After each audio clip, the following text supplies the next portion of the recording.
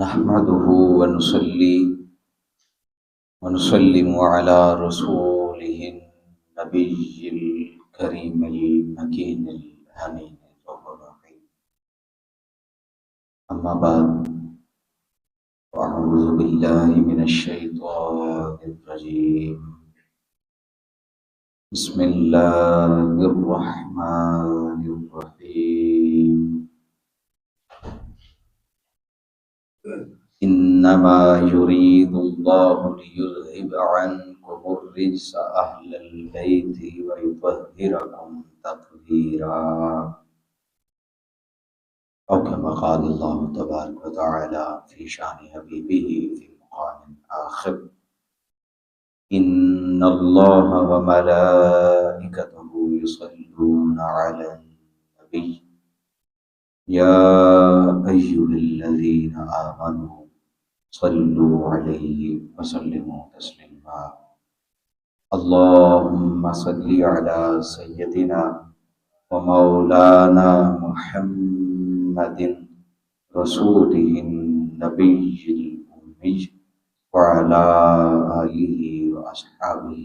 وذرياته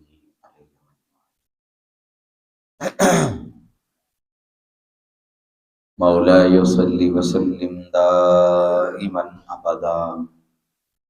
على حبيبك خير خلق كلهم محمد سيد الكونين والثقلين والفريقين من عرب ومن عجم. تمام تر تعریف و توصیف اور حمد و ثنا اس عظیم، اعلیٰ اور عرفہ ذات اقدس کے لیے کہ جو ہم سب کا مولا ہے. تمام تر تعریف اور توصیف اسی رب العالمین کے لیے جو ہماری جانوں کا مالک ہے. تمام تر توصیف اور تعریف اور ثنا اس مالک و مولا کے لیے جس نے ہمیں اسلام کی دولت سے مالا مال فرمایا. اس کے بعد انتہائی محبت، عقیدت، ادب اور احترام کے ساتھ کروڑہ مرتبہ درود و سلام عزیز ازجان کریم آقا علیہ الصلوۃ والسلام کی ذات ستودہ صفات پر، جن کی وجہ سے قلوب روشن اور چہرے منور ہیں. اللہ رب العزت کی ذات اپنی اور اپنے حبیب کریم صلی اللہ علیہ وسلم کی شان کے لائق ہمارا پڑھا ہوا درود و سلام آقا علیہ الصلوۃ والسلام کی بارگاہ کی طرف ارسال فرمائے. حاضرین و سامعین گرامی قدر، ہمارا آج کا جو گفتگو کا عنوان ہے وہ اہل بیت اور ان کا مقام مرتبہ اس حوالہ سے ہے. چونکہ آج تھوڑی سی تاخیر ہو گئی ہے، اس لیے 10-15 منٹ میں کوشش کریں گے کہ اپنے موضوع کو سمیٹ لیں اور نماز جمعہ پر وقت ادا کریں. تو بلا تاخیر اپنے موضوع کی جانب بڑھتے ہیں. میں نے اب احباب کے سامنے سورہ الاحزاب اس کی آیت نمبر 33 تلاوت کرنے کا شرف حاصل کیا ہے، جس میں اللہ رب العزت کی ذات نے ارشاد فرمایا: انما یرید اللہ لیذہب عنکم الرجس اہل البیت. اے میرے نبی کی اہل بیت، اللہ کا ارادہ یہ ہے، اللہ کی منشا یہ ہے، وہ چاہتا یہ ہے کہ تمہیں ہر قسم کے میل اور کچیل سے پاک کر دے، تم سے ہر قسم کی گناہ کی جو میل کچیل ہے اس کو دور کر دے، ہر قسم کی غلطی، کوتاہی، خطا یا گناہ، اللہ کا ارادہ یہ ہے کہ تم سے ہر اس چیز کو دور کر دے۔ وَيُطَهِّرَكُمْ تَطْهِيرًا، اور تمہیں طہارت عطا کر دے، اور ایسی طہارت کہ جس سے بڑی اور طہارت کوئی نہ ہو، تمہیں طہارت سے نواز دے اور بالکل صاف ستھرا اور اجلا کر دے۔ یہ اللہ رب العزت کی ذات نے رسول مکرم صلی اللہ علیہ وسلم ان کی اہل بیت کے لیے ارشاد فرمایا۔ کون اہل بیت؟ وہ اہل بیت کہ جن کے متعلق ایک اور آیہ مبارکہ میں بھی فرمایا کہ اے حبیب آپ ان سے فرما دیں کہ میں جتنا دین اسلام کا کام کیا ہے، میں تم سے اس میں سے کسی ایک چیز کا بھی اجر کا طلبگار نہیں، میں تم سے کوئی اجرت نہیں مانگتا، الا المودۃ فی القربہ، صرف ایک چیز تو میں کہتا ہوں، ایک چیز تم سے مانگتا ہوں، اور وہ یہ کہ میرے بعد یہ جو میرے اقربا ہیں، جو میری اہل بیت ہے، ان کے ساتھ اچھا سلوک کرنا۔ یہ اللہ رب العزت کی ذات نے آقا علیہ الصلوۃ والسلام کی زبان اقدس سے اعلان کروایا۔ اب حضرت شاہر وہ روایت کرتے ہیں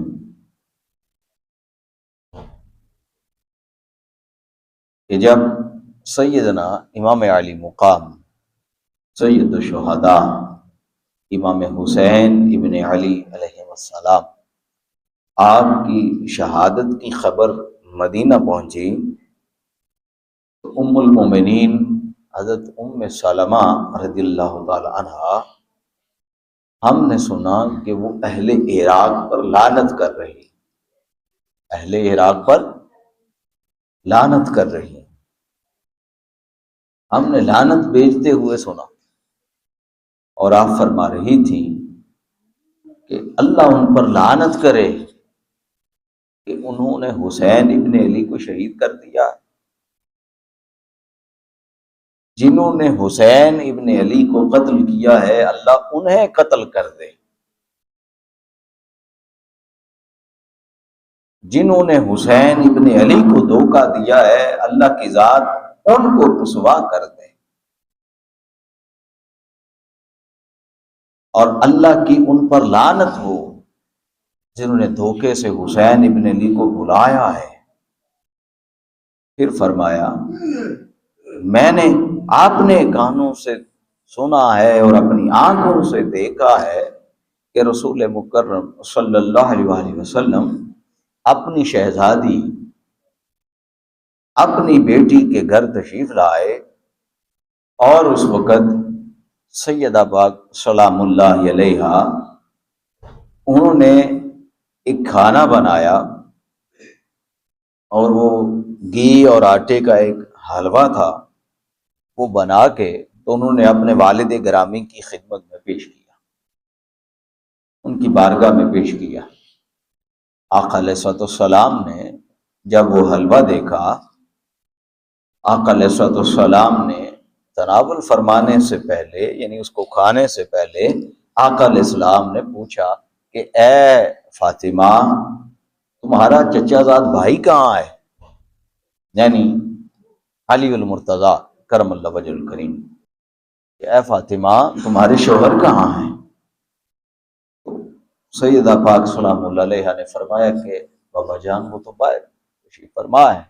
آقا علیہ السلام نے فرمایا ان کو بلاؤ۔ پھر آقا علیہ السلام نے فرمایا اپنے بیٹوں کو بھی بلاؤ۔ تو جب سیدہ کائنات سلام اللہ علیہا وہ مولا کائنات کو بلا کے لائیں اور امام حسن مجتبی اور امام حسین علیہ السلام آپ دونوں کو بھی لے آئیں، تو کمرے میں اس طرح داخل ہوئے کہ حضرت علی المرتضیٰ کرم اللہ وجہ کریم وہ آگے آگے تھے اور ان کے پیچھے سیدہ کائنات سلام اللہ علیہا ایک طرف حسن مجتبی کو اور دوسری طرف حسین ابن علی کو لے کے آقا علیہ الصلوۃ والسلام کی بارگاہ اقدس میں حاضر ہو رہے تھے۔ وہ اس طرح ہی چلتے آ رہے تھے آگے پیچھے۔ وہ فرماتے اس وقت جب آقا علیہ الصلوۃ والسلام تشریف فرما تھے تو خیبر کی ایک بنی ہوئی چادر تھی جس کے اوپر آقا علیہ السلام تشریف فرما تھے، یہ چاروں بھی اسی چادر کے اوپر بیٹھ گئے اور کھانا کھانے لگے۔ جب کھانا کھا لیا آقا علیہ الصلوۃ والسلام نے اپنے بائیں ہاتھ سے وہ چادر کے جو چار کونے تھے وہ چاروں کونے اکٹھے کیے، اپنے بائیں ہاتھ میں ان چاروں کونوں کو پکڑا اور ان کو سمیٹا، اور اس چادر کو جب سمیٹا تو دائنا ہاتھ سیدھا ہاتھ آسمان کی طرف بلند کیا اور آقا علیہ الصلوۃ والسلام آسمان کی جانب چہرہ کر کے دعا کر رہے تھے کہ اے اللہ، اللہم ہؤلاء اہل بیتی، اے اللہ یہ میرے اہل بیت ہیں، اے اللہ یہ میرے اہل بیت ہیں، ان سے ہر قسم کی ناپاکی کو اور گناہ کے میل کچیل کو دور کر دے، یہ میرے اہل بیت ہیں۔ یعنی کریم آقا علیہ الصلوۃ والسلام ہیں، مولا کائنات ہیں، حسن اور حسین ہیں، سیدہ فاطمہ الزہرا ہیں۔ تو آقا علیہ السلام نے فرمایا کہ یہ میرے اہل بیت ہے باری تعالیٰ، وہ جو آیہ مبارکہ تو نے نازل فرمائی ہے تو جس اہل بیت کے متعلق نازل فرمائی ہے وہ میری اہل بیت یہ ہے، ان سے ہر قسم کا میل اور کچیل دور کر دے۔ پھر ان سے جو میل اور کچیل دور ہوا وہ ہر طرح کا جو بھی معاملہ نیگیٹو منفی طرف جاتا ہے اللہ کی ذات نے ہر وہ چیز ان کے وجود سے نکال لی، ان کی عادات سے نکال لی، پھر وہ خطا سے بھی معصوم۔ اللہ کی ذات نے چونکہ ان کو محفوظ کر لیا تو پھر ان سے خطا نہیں ہو سکتی، پھر ان سے گناہ نہیں ہو سکتا، لالچ ان میں نہیں آ سکتا، دنیا وہ ان کے دل میں نہیں سما سکتی، امانت میں خیانت وہ نہیں کر سکتے، جھوٹ وہ نہیں بول سکتے، نا انصافی وہ نہیں کر سکتے، کسی کا حق وہ نہیں کھا سکتے، کیونکہ یہ ساری چیزیں ایسی ہیں جو کہیں نہ کہیں نجس ہیں، کہیں نہ کہیں یہ منفی ہیں، کہیں نہ کہیں ان کا گناہ ہے، یہ غلطی ہے۔ تو اللہ کی ذات نے ہر چیز ان کے وجود سے اور ان کی طبیعتوں سے نکال، اللہ کی ذات نے ان کو پاک صاف اور ستھرا بنایا، اللہ کی ذات نے کامل طہارت سے ان کو نواز دیا۔ اب سیدنا امام حسن مجتبی علیہ السلام جب ان کو خلافت کے لیے چنا گیا اور وہ منصب خلافت پر بیٹھے تو حضرت ابو جمیلہ وہ روایت کرتے ہیں کہ امام حسن مجتبی علیہ السلام نے اسی مسجد میں نماز پڑھائی جہاں ان کے والد گرامی نماز پڑھایا کرتے تھے، جہاں مولا کائنات نماز پڑھایا کرتے تھے امام حسن مجتبی نے اسی مسجد میں نماز پڑھائی۔ ابھی لوگ نماز سے فارغ نہیں ہوئے تھے، یعنی سلام نہیں پھیرا، ایک شخص پیچھے سے اٹھا اور اس نے ایک خنجر کا وار کر دیا اور وہ آپ کے کولے پہ لگا، وہ آپ کے کولے پر لگا اور اس کا زخم کافی گہرا ہو گیا، 6-7 مہینے تک وہ زخم ٹھیک نہیں ہوا، 6-7 مہینے لگ گئے اس کو ریکور ہوتے ہوئے۔ تو جب وہ زخم لگا اور خون بہہ رہا تھا تو امام حسن مجتبی کو لوگوں نے اٹھایا اور لے کے گھر کی طرف چلے تو امام حسن مجتبی علیہ السلام ان کی چشمان سے آنسو رواں تھے، پریشان تھے۔ پھر آخر کار جب کافی مہینوں کے بعد وہ زخم درست ہوا اور امام حسن مجتبی علیہ السلام وہ چلنے پھرنے لگے تو پھر اسی مسجد میں واپس تشریف لائے اور نماز ادا کروائی، نماز پڑھائی۔ نماز پڑھا کے تو امام حسن مجتبی علیہ السلام ممبر پر تشریف فرما اور ممبر پر بیٹھ کے فرمانے لگے، اے اہل عراق، اے لوگو، تم ہمارے بارے میں اللہ سے ڈرو، ہمارے بارے میں اللہ سے ڈرو، ہم تمہارے امیر ہیں اور ہم تمہارے مہمان ہیں۔ ایک تو تمہارے امیر ہیں اور دوسرا ہم تمہارے مہمان ہیں، اور ہم وہ اہل بیت ہیں جن کے متعلق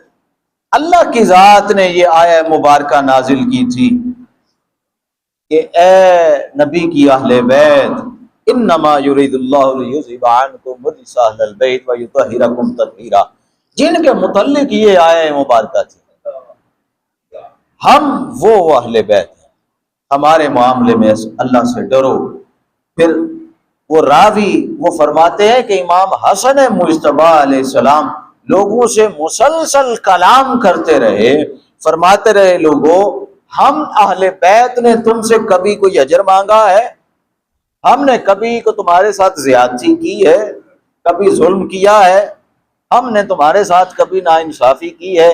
کیوں ہمارے ساتھ یہ سلوک کرتے ہو؟ کیوں ہمیں تکلیف دیتے ہو؟ ہم تمہارے مہمان ہیں، ہم نبی کی اہل بیت ہیں۔ اور اس دوران وہ فرماتے ہیں کہ جتنا مجمع مسجد میں بیٹھا ہوا تھا وہ سارے کا سارا مسلسل روتا رہا، اور کوئی ایک آنکھ بھی ایسی نہ تھی جو اس وقت تر نہ ہوئی، ہر شخص رو رہا تھا ان کی یہ بات۔ لیکن پھر بھی اس کے باوجود کیا ہوا، امام حسن مجتبی علیہ السلام کو 6 مرتبہ زہر دیا گیا، 6 مرتبہ زہر دیا گیا، اور جو چھٹا زہر تھا وہ اس کی تاثیر کچھ زیادہ تھی تو اس کو وہ برداشت نہ کر سکے، اور 40 دن امام حسن مجتبی علیہ السلام بستر علالت پر رہے اور پھر اللہ کے حضور پیش ہو گئے۔ آپ اندازہ کریں کہ ایک کسی شخص کو زہر دیا جائے، اتنا زہریلا زہر ہو کہ اس کے جسم کے جو اعضاء ہیں اندرونی وہ کٹ کٹ کے اس کی قے کے ساتھ باہر آتے رہیں، جگر باہر آ جائے، گردے اس کے، پھیپھڑے اس کے زخمی ہو جائیں، اس کا معدہ وہ ٹکڑے ٹکڑے ہو جائے، 40 دن کس تکلیف اور اذیت میں وہ جو شبیہ مصطفیٰ تھے، وہ جو آقا علیہ السلام کی تصویر تھے حسن مجتبی، 40 دن کس تکلیف اور اذیت میں گزارے کہ جب جسم کے اعضاء وہ کٹ کٹ کے زہر کے ذریعے، وہ قے کے ذریعے باہر آ رہے تھے۔ 40 دن بعد جب آپ کی شہادت ہو گئی اور جب آپ کا جنازہ اٹھایا گیا اور جنازے کو روضہ رسول صلی اللہ علیہ وسلم کے پاس دفن کرنے کے لیے لایا گیا، حالانکہ اجازت تھی، ام المومنین حضرت عائشہ کی طرف سے اجازت تھی کہ آپ ان کو دفن کر لیں آقا علیہ السلام کے ساتھ، لیکن جب جنازے کو آقا علیہ السلام کے روضہ اطہر کے پاس لایا گیا، اس حجرہ کے پاس لایا گیا، تو پھر وہ گورنر جو اس وقت تھا مدینہ کا، اس نے منع کر دیا اور امام حسن مجتبی کے جنازے کے اوپر بھی تیروں کی برسات، جنازے پر بھی تیر چلائے گئے۔ صبر اور ہمت اور حوصلہ امام علی مقام امام حسین کا کہ اس وقت بھی میدان جنگ نہیں بنایا، صبر کر لیا اور جنت البقیع میں دفن کیا امام حسن مجتبی کو۔ لوگوں سوچو، خیال کرو، اگر قیامت والے دن کریم آقا علیہ الصلوۃ والسلام نے پوچھ لیا کہ اے میری امت، کیا یہ اجر رسالت ہے؟ کیا کوئی اپنے نبی کی اولاد کے ساتھ اتنا ظلم کرتا ہے؟ کیا وجہ تھی کہ ایک نبی اور رسول مبعوث ہوا، اس نے ظلم کے اندھیروں سے نکالا قوم کو، اور اسی قوم نے ہدایت کا راستہ دیکھنے کے باوجود اپنے نبی کی اولاد کو محض 50 سال سے بھی کم عرصے میں ذبح کر دیا۔ خدا ذوالجلال کی قسم ہے، اگر قیامت والے دن کریم آقا علیہ الصلوۃ والسلام نے پوچھ لیا، ہمارے پاس کوئی جواب نہیں ہوگا۔ وہ تو وقت تھا، وہ وقت گزر گیا، وہ ظلم کرنے والے بھی چلے گئے، ظلم سہنے والے بھی چلے گئے، لیکن آج ہم جس زمانے میں موجود ہیں، آقا علیہ الصلوۃ والسلام کی ذریت تو آج بھی موجود ہے، آقا علیہ السلام کی اولاد تو آج بھی موجود ہے۔ آج بھی اگر ان کے ساتھ اچھا سلوک نہیں کیا جاتا، ہمیں آج بھی پوچھا جائے گا، ہم بھی آج کے دور کے یزید بن جائیں گے، ہم بھی مجرم ہوں گے۔ سوچو اس وقت کیا عالم ہوگا، سوائے شرمندگی اور پچھتاوے کے کچھ بھی فائدہ نہیں ہوگا۔ سوچیں، اگر جو لوگ آج اہل بیت کی تعظیم کرتے ہیں، توقیر کرتے ہیں، وکالت کرتے ہیں، خدمت کرتے ہیں، اس کے اوپر شیعت کے، رافضیت کے فتوے لگتے ہیں، اگر قیامت والے دن یہ اللہ کی بارگاہ میں سرخرو ہو گئے تو پھر کیا ہوگا؟ اگر پتہ چلے کہ یہ حق پر تھے۔ جب آقا علیہ الصلوۃ والسلام نے پوچھا کہ لوگوں، میں نے حکم دیا تھا کہ میں عنقریب دنیا سے جا رہا ہوں، میرے جانے کے بعد 2 چیزیں تھامے رکھنا، ایک قرآن ہے اور دوسری میری اہل بیت، یہ دونوں کو تھامے رکھنا، حوض کوثر پر اکٹھی میرے پاس آئیں گی، اور جب آپ حوض کوثر کی جانب بڑھیں تو پتہ چلے کہ اللہ کی ذات نے فرشتے مقرر کر رکھے ہیں، وہ فرشتے آپ کو دھتکار دیں اور حوض کوثر سے دور کر دیں، تب آپ کے اوپر کیا گزرے گی کہ آپ نے نہ قرآن کو تھاما نہ نبی کی اہل بیت کو تھاما۔ اگر پوچھ لیا گیا کہ لوگوں، جو نماز 5 وقت تم پڑھتے تھے، اس نماز میں بھی نبی کی اہل بیت پر درود پڑھنا وہ لازم کر دیا گیا تھا، تو جس نماز میں نبی کی آل پر درود پڑھا جاتا ہے، تم اسی آل کو قتل کرتے ہو، اسی سے بغض رکھتے ہو، اسی سے نفرت کرتے ہو، پھر اس سوال کا کیا جواب ہوگا؟ پھر اگر پوچھ لیا جائے، آقا علیہ الصلوۃ والسلام اس دن پوچھ لیں کہ لوگوں، میں نے کہا تھا کہ میری اہل بیت اور میں شفاعت کروں گا، کیا تم نے اس وقت کو بھی بلا دیا؟ اب کس منہ سے شفاعت کا حق مانگتے ہیں؟ آقا علیہ السلام نے فرمایا کہ وہ دن ایسا دن ہوگا کہ میں ہر کسی کی شفاعت کروں گا، اور اتنی شفاعت کروں گا حتیٰ کہ شیطان بھی اپنا سر اونچا کر لے گا کہ کہیں میں نظر آ جاؤں اور میری بھی شفاعت ہو جائے، اتنی میں شفاعت کروں گا۔ تو جس نبی نے اور نبی کی اہل بیت نے شفاعت کرنی ہے، اس نبی کی اہل بیت کے ساتھ ایسا سلوک آج بھی اپنے گریبان میں جانکیں، اپنے معاشرے میں دیکھیں، آقا علیہ السلام کی اہل بیت جس طرح بھی جس زمانے میں بھی موجود ہے، ان کی تعظیم کریں، ان کی توقیر کریں، آقا علیہ السلام کی اہل بیت اور سادات کے ساتھ اپنا تعلق مضبوط کریں، محبت کو مضبوط کریں، مودت کو مضبوط کریں، اور آقا علیہ السلام کی اہل بیت کے ساتھ اپنی رفاقت کو بڑھائیں، اپنی محبت کو بڑھائیں، اور آقا علیہ السلام کی جو اہل بیت ہے اس کے ساتھ انتہا حد تک مودت اور محبت رکھیں کہ غرق ہو جائیں اللہ اور اللہ کے رسول کے بعد آقا علیہ السلام کی اہل بیت کی محبت میں۔ اللہ رب العزت کی ذات ہم سب کو آقا علیہ السلام کی شفاعت سے بہرہ فرمائے، اور آقا علیہ السلام کی اہل بیت کی اور اپنی محبت اور مودت عطا فرمائے۔ وما علینا الا البلاغ۔